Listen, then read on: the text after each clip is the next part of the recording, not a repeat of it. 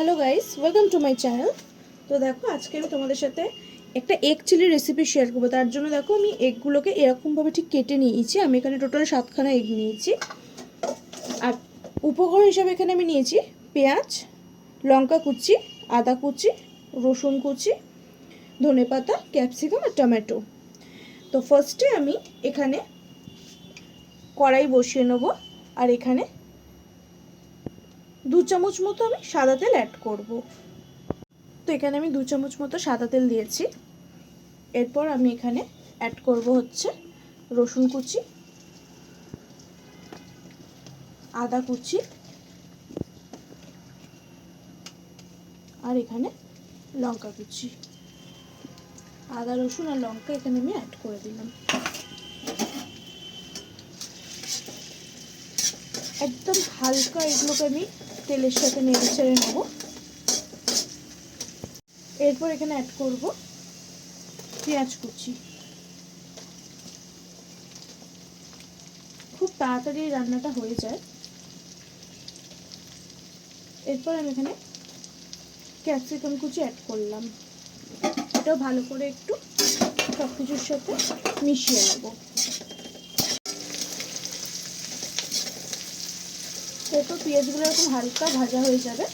খুব বেশি কিন্তু আমাদের এখানে ভাজতে হবে না, হালকা ভাজা হয়ে যাবে। এরপর এখানে আমি টমেটো কুচি অ্যাড করব। ভালো করে টমেটো মিশিয়ে দেবো। এরপর এখানে পরিমাণ মতো নুন অ্যাড করব।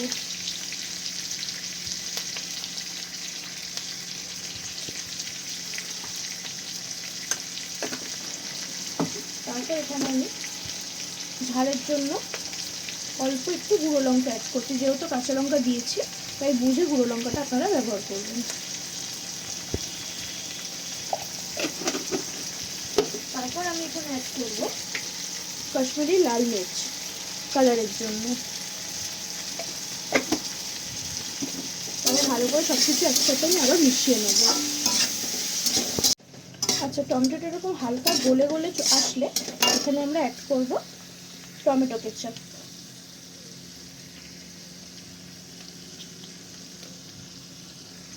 তারপর এখানে আমি অ্যাড করব রেড চিলি সস।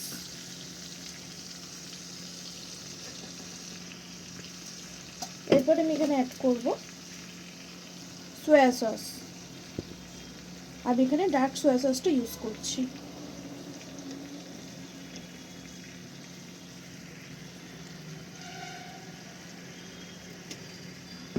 এরপর আমি এখানে ইউজ করব শেজওয়ান সস। তবে সব কিছু ভালো করে একসাথে আমি মিশিয়ে নেব। এখানে কিন্তু নুনের পরিমাণটা খেয়াল রাখতে হবে।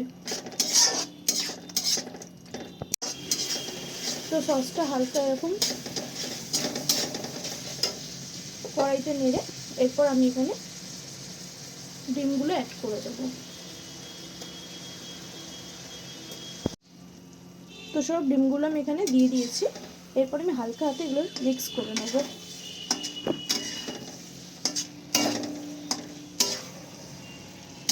ব্যাস, এরপর আমি গার্নিশিংয়ের জন্য অল্প এখানে ধনেপাতা কুচি ছড়িয়ে দিলাম। তো এগ চিলি রেসিপিটা কিন্তু আমাদের সম্পূর্ণ রেডি। তো দেখলেন তো কত ঝটপটের রেসিপিটা হয়ে যায়। তো রেসিপিটা ভালো লাগলে অবশ্যই লাইক, কমেন্ট এবং শেয়ার করুন। টাটা।